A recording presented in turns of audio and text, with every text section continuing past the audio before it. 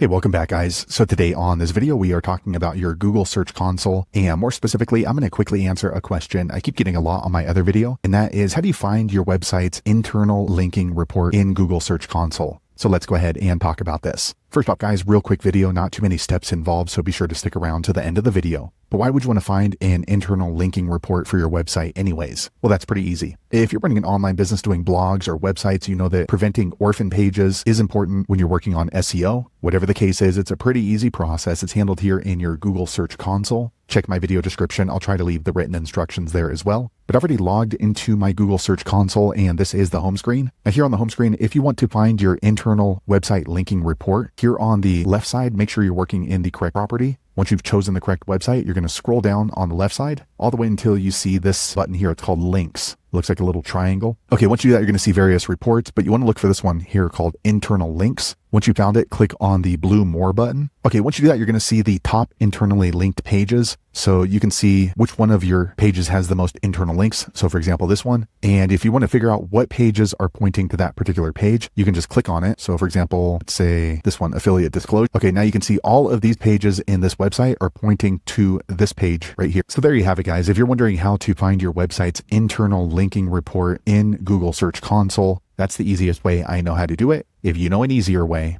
be sure to leave a comment below. Let the rest of us know how you did it. Hopefully you found that video useful. If so, click thumbs up or maybe consider subscribing to my channel, and I hope to see you on the next video. Thanks again for watching.